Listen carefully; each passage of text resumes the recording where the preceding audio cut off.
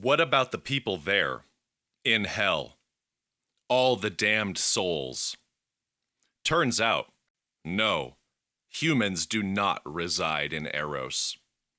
When a vessel dies, its Eve joins UnEarth, no longer an individual, but a breath of energy. Their shade lives on, but that is all. There is no place of eternal burning for mankind.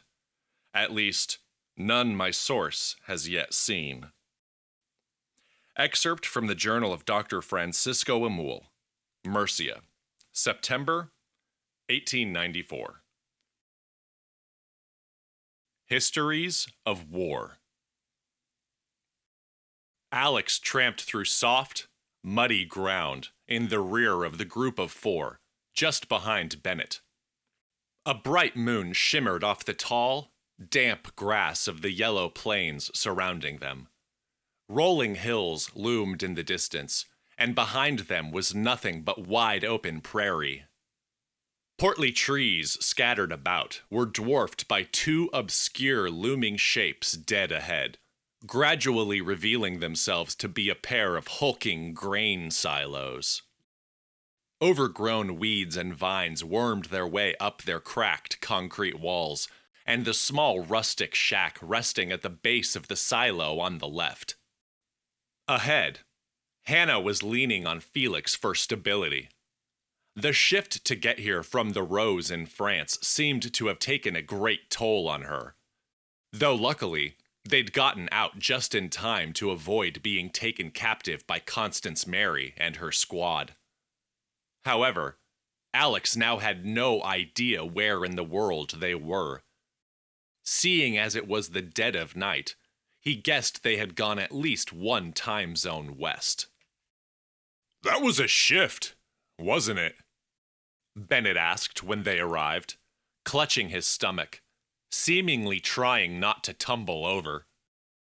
"Sure was, my man," Felix replied. "You feeling okay? Sorry, figured Isaiah had shifted you guys before." Bennett nodded and straightened his posture. "He has. Just caught me off guard. I didn't think anyone but a Madolian could do that trick." If Alex didn't know better, he'd swear Bennett was puffing his chest more so than usual. Is his voice a couple of tones lower? Who's he trying to impress? "Shifting is no trick," Felix said, shaking his head and bushy hair. "It's hard to do. Almost no one else can. Only Madolians, since you have to master Malos in order to do it. I certainly can't, 'cause I never had a teacher, like Hannah did. Takes like 5,000 years, and she learned it from—" "That's enough, Felix," Hannah said sharply. "Righto. Sorry." He turned to the guys. "Forget I said anything. Just be thankful Hannah was there and willing to help at all." "We are thankful. Right, Al?" Bennett said. "Yeah, thankful," Alex responded dryly. Hannah kept quiet as they continued the march. "I, for one, think it's a good thing," Felix said to her. "Been trying to get you out of that still room for a while. It's not healthy to be cooped up in a kingdom chamber. Too much isolation makes people weird." "How I spend my infinite amount of plodding moments on this rock is my own business," Hannah muttered. Alex was grateful for her intervention, but was unable to shake how nervous he felt in her presence. Just as the still room had pilfered every bit of warmth from his being and made his insides feel as though they were turning to stone, the air around Hannah did much the same. Her piercing stare went right through him and carried a heavy, bored apathy, making the teacher feel all but microscopic in her wake. Whatever strength Alex began to believe the wrath granted him was all but gone next to a former general of Highwind, violently reminding him he was only human, a child in the realm of near gods. The grass suddenly thinned around a deserted, overgrown dirt road, which Hannah followed. The grain silos were soon towering on either side of them. Finally, Alex had to ask, "I may have missed the conversation while I was writhing on the ground in the still room, but where are we? And what are we doing here? We're supposed to be out there catching Joseph so I can go home." "Patience, my man," Felix said. "Shifting takes a lot of energy, especially if you're not made of mallows. Hannah needs to rest." "Rest?" Alex asked, looking around. "But where?" "Here," Hannah said, pushing away from Felix as they neared the small shack. "Thank you, old friend. I got it." Stepping toward a circular path of dirt where nothing grew, she reached down into the grass on its border. Her fist came up, gripping a heavy steel chain, which she proceeded to wrap around her forearm. Hannah closed her eyes, and Alex began to feel a chill creep up his spine, the same energy he'd felt from the still room. Her hand and forearm began to glow a dull orchid blue that seeped into the chain, and she heaved and pulled. A concrete slab as wide as a man slid aside with a harsh rock-on-rock screech, revealing a hole and a dark staircase into the earth. "Home sweet home," Hannah said, dropping the chain. The glow was gone, and the cold up Alex's spine had faded. She started down the stairs into the darkness. "Come along if you want, or don't. All the same." "We're going in there?" Alex asked with a yelp. "There a problem?" Felix asked, following Hannah closely. Alex looked at Bennett for reassurance. "You can't be okay with this." "It's a bomb shelter. Being safe inside is the whole point," Felix exclaimed before disappearing into the darkness of the hole. "Bennett?" Alex pleaded with his partner. The soldier took a couple of glances back and forth before replying. "I think if they wanted to hurt us, they would have done it back in the Rose. You got a better idea, Al? I'm all ears." Without waiting for him to answer, Bennett ducked down and followed the others, leaving Alex alone on the surface. "Well, of all the... You know what? Fine." Alex stepped up to the opening and peered down, unable to see anything, but he could hear the others' footsteps on creaky wooden stairs. His anxiety swam to the surface to say hi, freezing him in place. "Just stay calm. Everything will be fine. You can do this." He took the first few steps, able to speed up as he went along. Nearing the bottom, a faint yellow light began to glow. Bennett and Felix were waiting on the landing while Hannah fished keys out of her leather jacket. One by one, she turned several large locks set within the door, and then a rusted metal wheel on its face, which snapped into final position with a loud bang. Hannah gripped the door and pulled outward, revealing a black mouth into the earth. "Don't touch anything," she said, ducking through the doorway, approaching an electrical panel. One by one she threw its switches, sparking on fluorescent lights as power coursed through the shelter. Beyond the switches was a stout metal staircase dropping into what looked like the primary living space of the shelter. Equipment inside and on the walls woke up with stacking humming sounds, while a ventilation system somewhere in the shelter kicked on, coughing dust out of the overhead air ducts. Alex stepped off the short staircase onto a mess of paper and felt glass break under his foot. The floor was covered in so much junk he had no idea if it was carpeted, hardwood, or other. Hills of waste were piled highest in the corners, featuring candy and food wrappers from every corner of the globe, laid atop hunks of scrap and electrical wiring, along with cardboard boxes, trash bags, both full and not, and organic messes Alex didn't want to know the source of. "This is really nice," he said. "I don't do a lot of entertaining." Hannah swept back a mound of debris with her whole arm, revealing a moldy couch underneath, and slumped into it, rubbing her brow as though nursing a headache. "If you can find a seat, take it." "And here I thought Celestials were the clean ones," Felix said, brushing more crap off an ottoman in front of Hannah, lifting her feet and setting them up. She chuckled. "You see any Celestials around?" "Sure don't." Felix began picking up the trash and tidying the room as best he could. "Terrible. Awful. You need a maid." "Or a janitor," she said, sounding pleased with herself. "I am recently in the job market." "You're hired," Hannah said. "Hope you like working for nothing." Felix caught Bennett and Alex staring from the foot of the small stairs. "Something wrong?"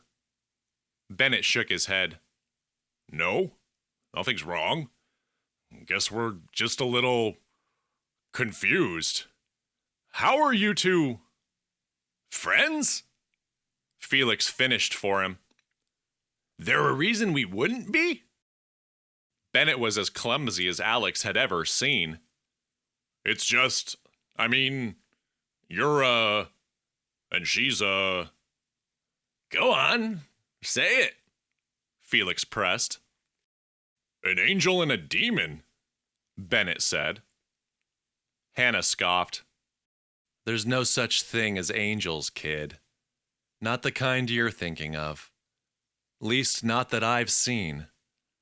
Closest thing you got on Earth is probably your grandma, or people who work with the disabled. I suggest getting these notions out of your head. They'll just slow you down. We know the way humans think about us, and it's changed a lot over the years.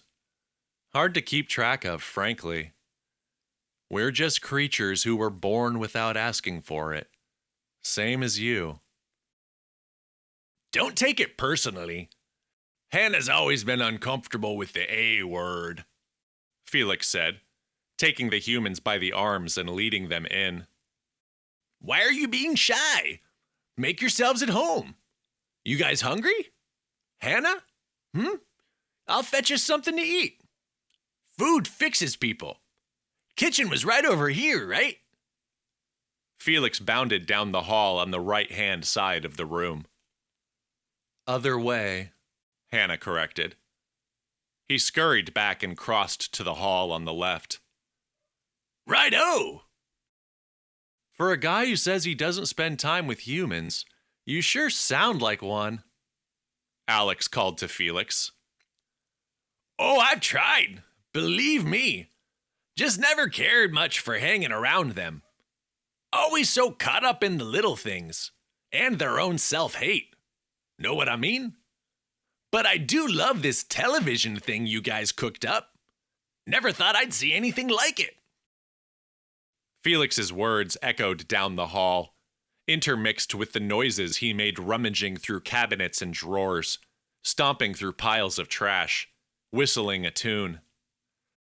Alex listened a moment, unable to place it. "Where do I know that song from?" "It's what he thinks is the theme song to Mr. Ed," Hannah said banally. "Felix's favorite show." "Best program ever made," Felix called from the other room, amid a new calamity of sound, which he sang over. "Go up to the source and ask him, a horse. He'll give you the thing and the answers endorse. He's talking on a steady course. Look, it's Mr. Ed."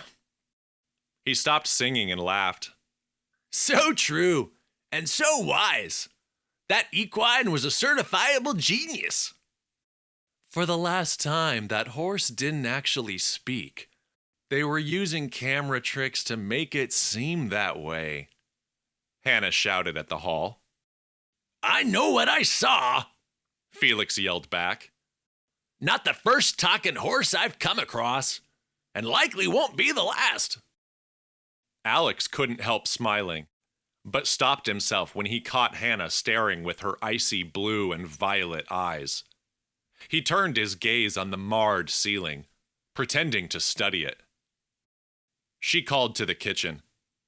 Felix, while you're at it, there should be a couple bottles of Brendan Thresh in the cabinet near your feet. Absolutely not, he cut her off. No more tonight. You've had enough. For a long while, in fact.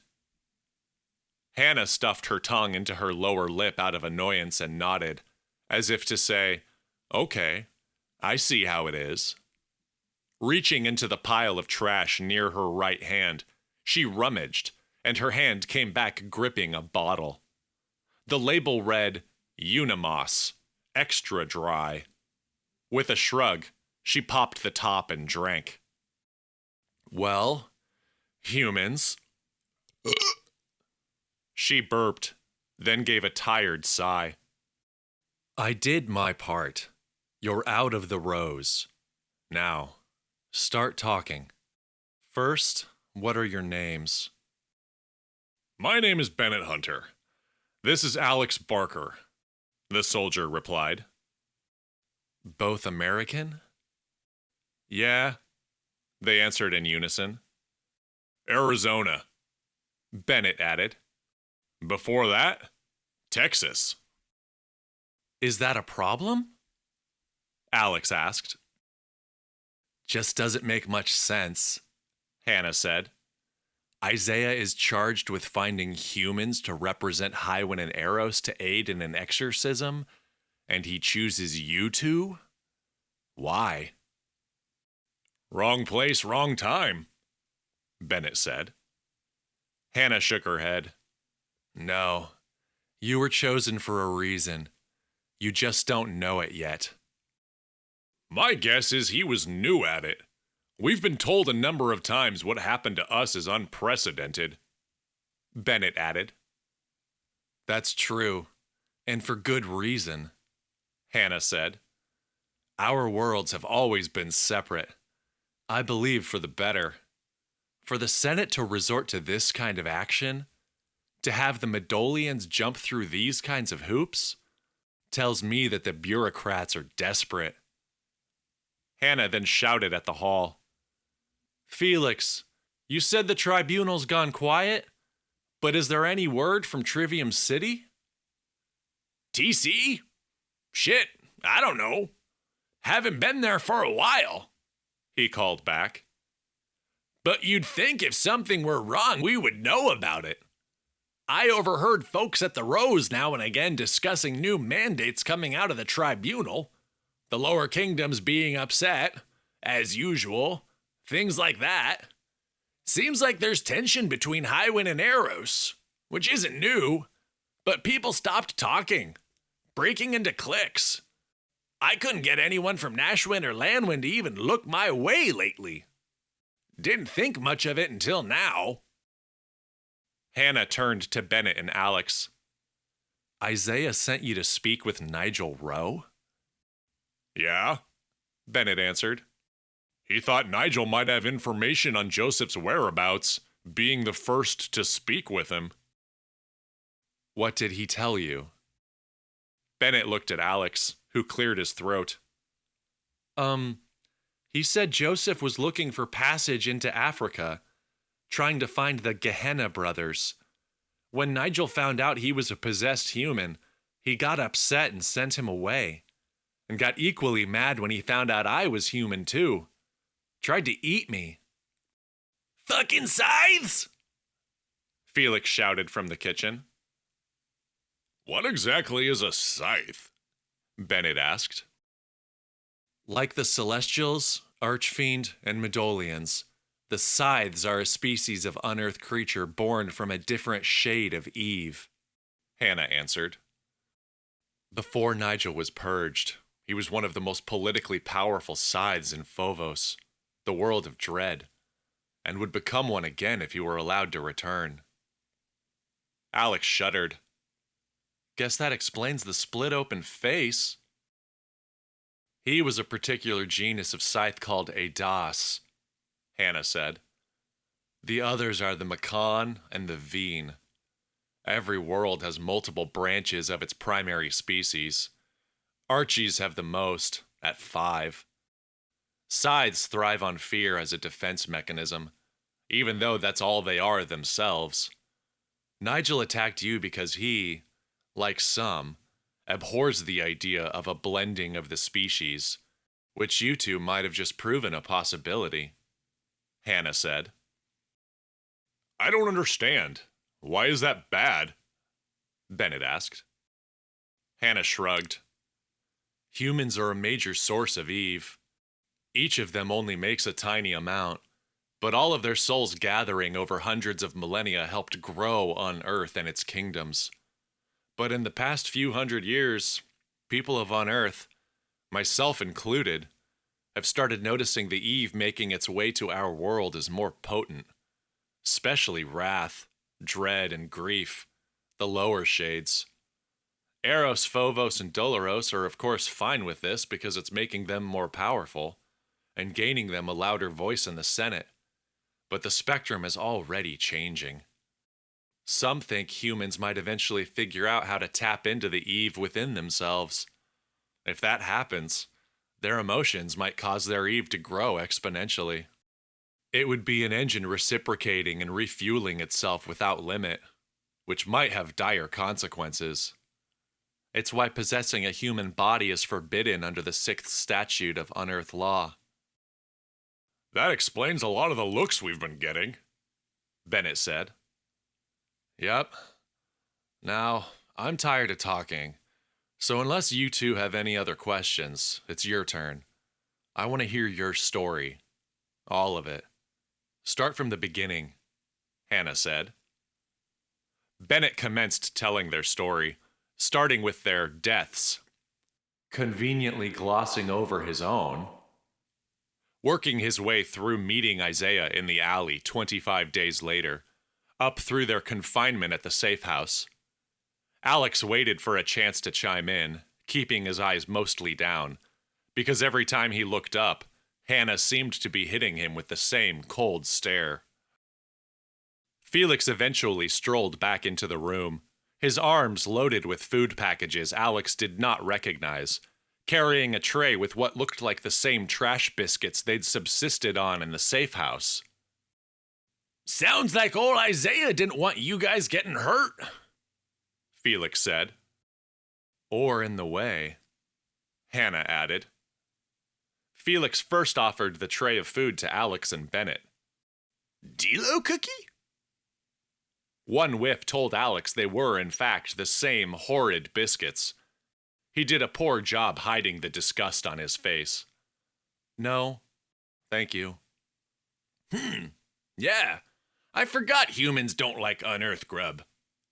Felix moved on, offering the tray to Hannah. She grabbed a handful and stuffed them into her mouth like raisins. I see someone had no problem finding a bottle of moss without my help, he said bitterly, eyeing the green bottle in her other hand. She held it up and grinned with trash biscuit crumbs covering her mouth. Felix huffed in frustration before taking his remaining snacks to a pile of trash, where he sat and waited with keen eyes for the rest of the tale. Bennett continued, soon reaching the point in the story where he and Alex found the ransacked village, Yuri and his brother, and were captured by the Raythians during an escape attempt. Raythians? Those sickos? Can't be, Felix exclaimed, looking at Hannah for reassurance. That's what Mara said, Alex added. At the utterance of the name, he saw Hannah's gaze spring to life. Mara? When? Where did you see her? She asked. She's the one who rescued us from the Wreathian camp. Then we saw her again at the Medolian gathering. Don't know where she is now," Bennett answered. Hannah said nothing and let her eyes droop to the floor. "Rescue? That doesn't sound like Mara," Felix chimed in. "I can guarantee she was only there to hunt them, not to save you two. In fact, I'm surprised she let you go free and didn't take you to the tribunal. Or just cut your heads off." She also seemed surprised by that, Alex said. "Unlike Isaiah, Mara's not fond of humans.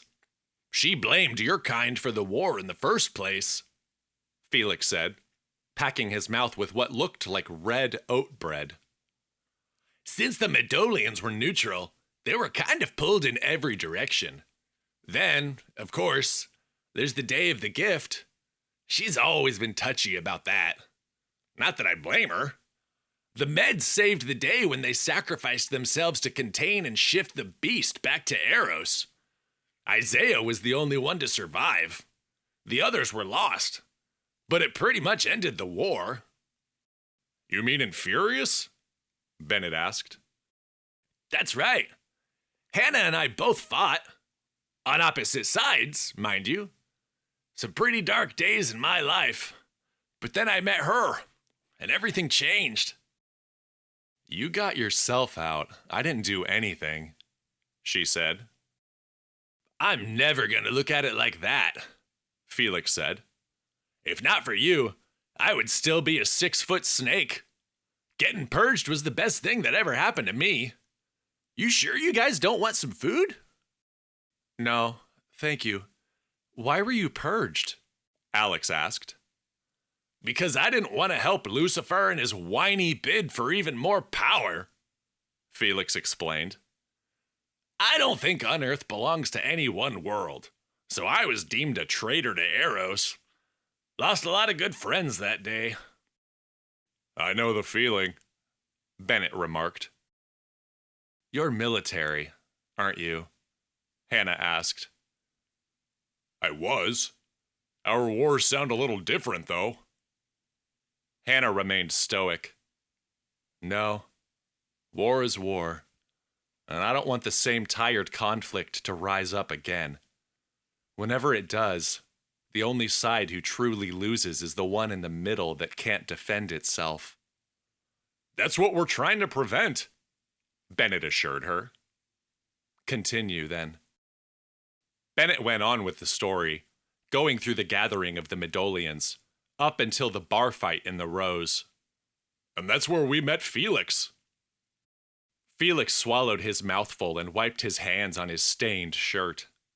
"So, years have gone by, and none of the Medolians have been able to pinpoint this nameless Archie? That's puzzling. I've seen Mara find a Boban in the freaking Amazon. How is this Joseph cat staying off their radar?" "Chloe thinks he's able to hide his Eve signature, like they can," Bennett said. "Which one is Chloe again?" Felix asked. "Isaiah said she was the last born, which I guess makes her the youngest," Bennett said. "She wore a sea admiral's coat and carried a sword. Didn't seem too pleased to have us around either." "Oh, right. The Wonderkind. She leans toward dread, yeah? Don't know much else about her, but I've seen her around. She's wrong, though. Joseph wouldn't be able to hide his signature while in a body," Felix countered. "Why?" Alex asked. "Because when an archfiend possesses someone, they have to keep the host at bay, usually with a lot of wrath, which is pretty easy for Medolians to spot. Along with the signals possessed humans give off, this guy should be glowing like a Christmas tree." "But the Medolians said the kid wasn't giving off a panic signal," Alex added. Felix's eyes widened. "No?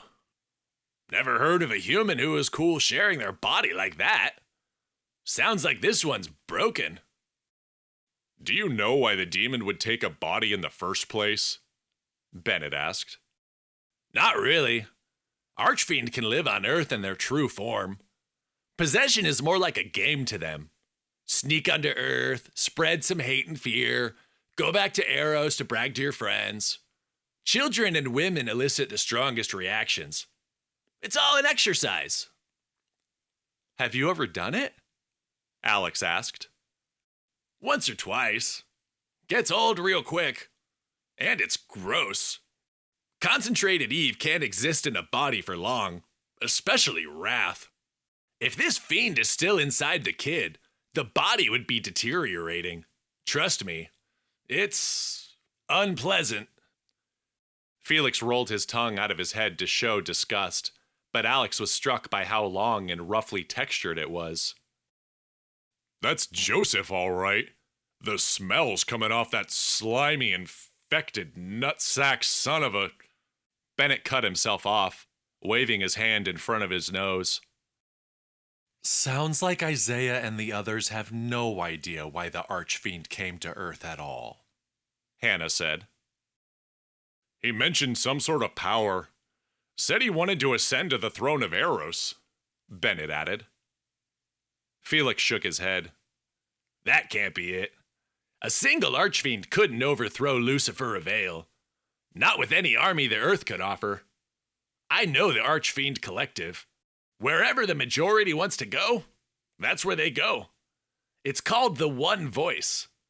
They're individuals, but so devout to preserving their leader you could mistake them for ants. The majority would never betray the boss man who makes them feel strong. What about the brothers Joseph is looking for? Nigel called them the Brothers of Gehenna. Could that be some sort of army? Alex guessed. Gehenna? Hannah asked, leaning forward. That's what Nigel Rowe said Joseph was after, Alex answered. The lights in the shelter began flickering and dropping out. Hannah pulled her feet off the ottoman and moved to the electrical panel near the entrance. What else did Joseph say? She asked, smacking the panel once. The lights jolted back to life. Alex and Bennett shared a glance. The soldier answered. I don't know. It all sounded like nonsense. Something about Gehenna living, finding the ultimate purity, Infurious coming again, yada yada. Then his buddies started getting riled, shouting, "It is found," in some old language. At least according to Isaiah, Alex added.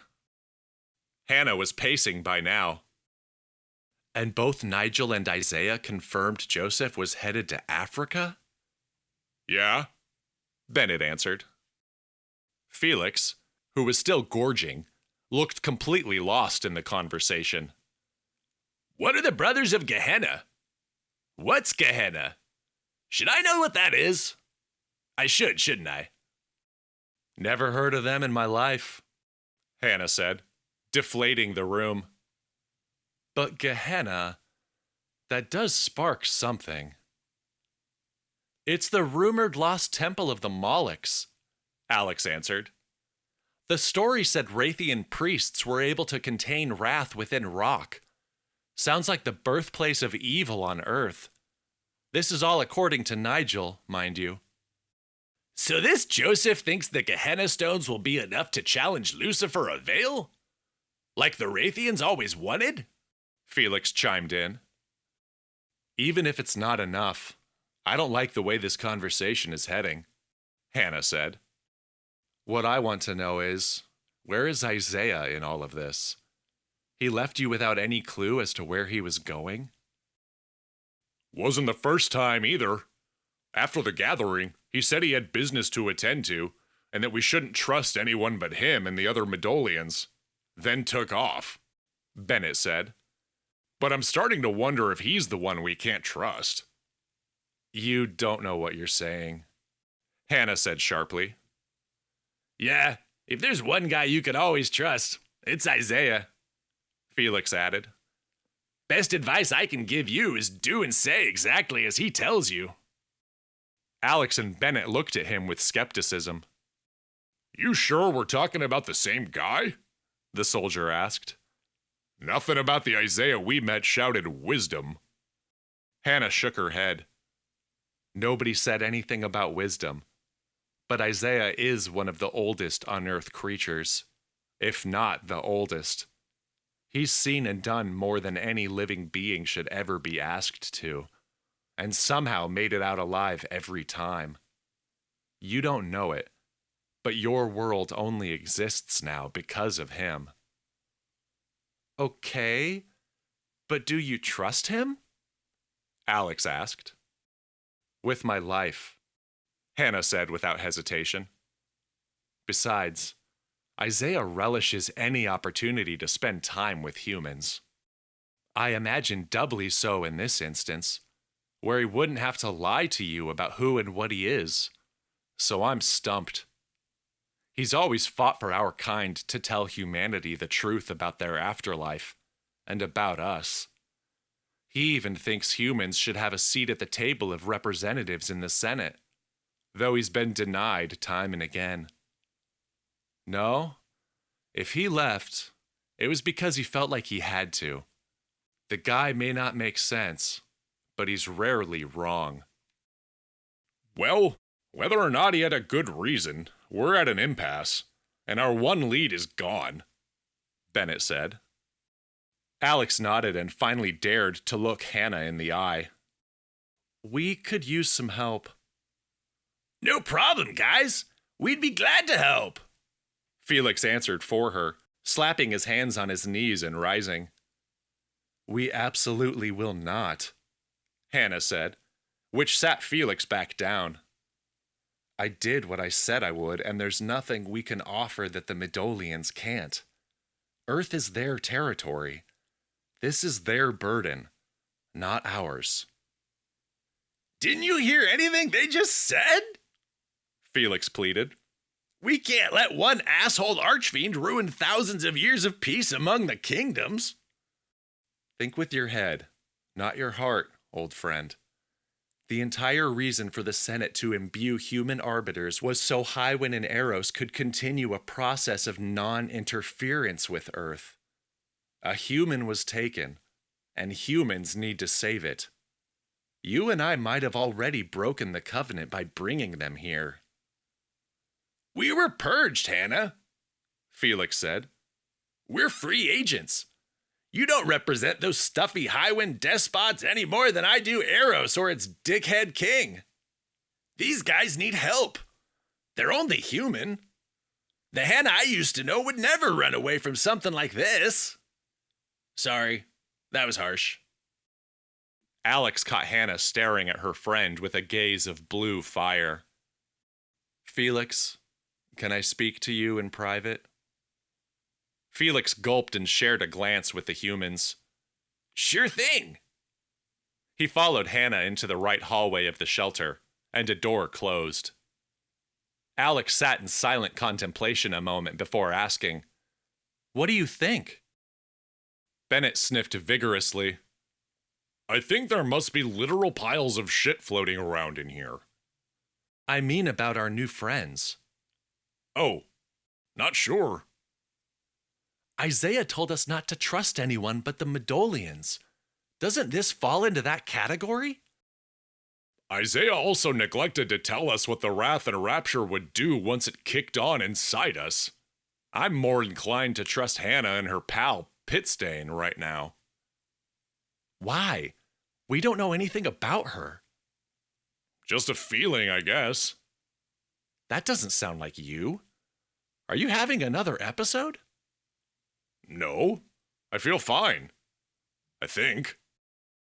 Can you see them? Alex asked.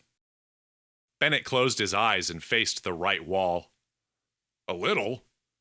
Looks like they're just standing there, talking. Felix's wrath is getting heated. But it's hard to see him next to Hannah. Never seen anything as bright as her. That's what makes me nervous, Alex said softly as he heard the hallway door open. Felix bounded into the hall with a wide smile. Hannah was close on his heels. Good news! We're going to help you out. But Hannah has a couple of conditions. which I will let her explain because I already forgot them. Standing firm between piles of garbage, Hannah stuffed her hands into her jacket pockets. Yes, we'll help, but only because, and for the life of me I don't know why, Isaiah trusted you both to see this through. Not that we're not impressed you made it this far. Just sounds like most of it was luck. If we do this, the first thing we need to be clear on is that I'm in charge. Plans and strategy are policy now. No more guessing. Agreed? Agreed, Alex said quickly, looking at his partner, who didn't answer. After a beat, the soldier finally nodded. Okay. Second, Felix and I will only act as guides. This is still your mess to clean up. If we start using wrath and rapture haphazardly, others will come calling. And we don't know which other parties are looking for Joseph or the stones, if they even exist. And thirdly, you both will learn to control the Eve inside you. Felix and I will teach you. The lessons will be hard, but are non-negotiable. Thank you, Alex said. Hannah moved on as though she didn't hear him. Any questions? The humans shared a glance. None, Bennett replied. How do we get started? We still have no way of finding Joseph. We talked about that, and Hannah has an idea, Felix said. These Raythians you saw, did they have bloodstones? She asked Bennett directly. Those little black rocks they opened their wrists over during the pain ceremony? That's them. Every true Raythian carries one to collect as much hate and anger as they can. The more they collect, the more weight they carry within the clan. If these Raythians are real, and devoted enough to engender bloodstones, we should be able to track the wrath within them. Pretty sure that's how Mara was doing it too. If the Raythians are working with Joseph, we may be able to find him at the same time. It's a start. We'll take it, Bennett said. Hannah began again with a grim turn in tone. Just be aware, we're not in this for your well-being. You had your shot, and your lives ended, which is why I'm guessing Isaiah felt comfortable using you. Our main concern is preventing a war. Is that clear? As ice, Bennett said. Alex nodded. Good. Then get some sleep. We leave in the morning. With that, Hannah turned and retired down the right hallway. When they heard a door close, Felix turned to them with a waggish grin. She's pretty great, huh? If I didn't know better, I'd say you were in love, Alex suggested. Oh, it's much more than that. Felix aimed his grin toward the hall with a sigh. She's saved me in more ways than I can count. Know what I mean? You'll see it. What she is. Eventually. If you're lucky enough. I do love Hannah, but it's not a love I could describe in human terms. It's... I should just shut up about it. Thank you for everything. Our asses are eternally indebted to you, Bennett said. Not a problem, guys. We'll get this figured out and get you back to your happy lives in no time. Now, rest up. Big day tomorrow. Felix took a few steps down the kitchen hallway, stopped, and turned back. What's up? Bennett asked. I think I'm getting an inkling of what Isaiah saw in you guys. Now, feel free to take the couch and the chair. I got dibs on the big kitchen counter. Felix ambled down the hall trying to whistle the Mr. Ed theme song, missing only half the notes. There was a crash from debris being shoved to the ground, and he squealed. Nope, not a problem. Then there was silence. Bennett insisted Alex take the couch, and he wasn't about to argue.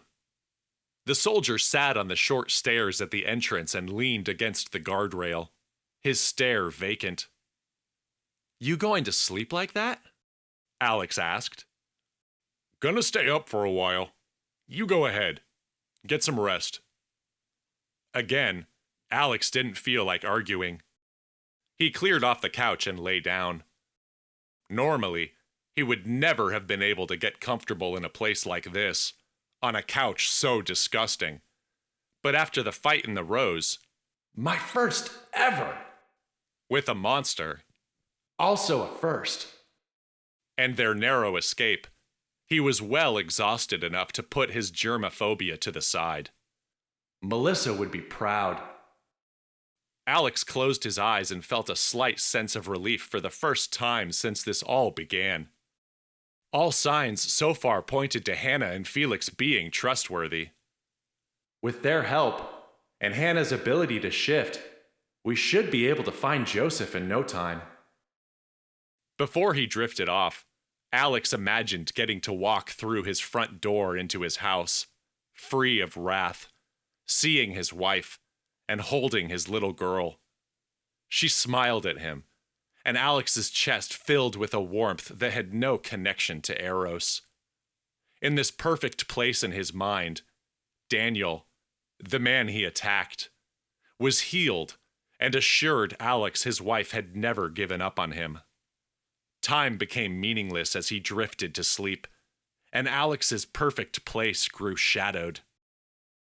There were flashes accompanied by wretched sounds, like leather wings in the dark. Nigel's pale face and black eyes with white pupils appeared, staring through Alex, piercing him, just as Hannah's had. The teacher's voice was gone, and had no presence of body, nor sense of the physical world. Obsidian strobes whizzed by, and parted like storm clouds, revealing a bubbling stream in a meadow the color of coal. She was there. Melissa sat, resting on her knees near the water's edge, running her hand along its jet-black surface. Alex wanted to call her name, but every time he tried, he was shoved forcefully farther and farther away.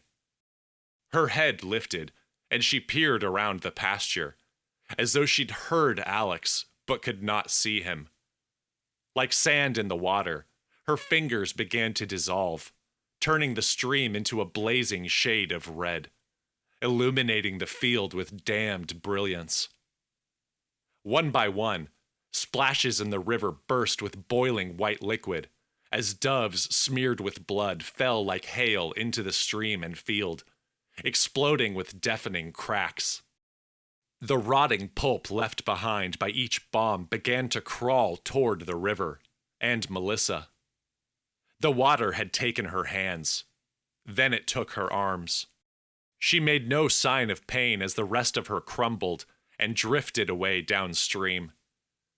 Alex shouted her name in silence and was forced back by a raging wind, soon enveloped by unrelenting darkness.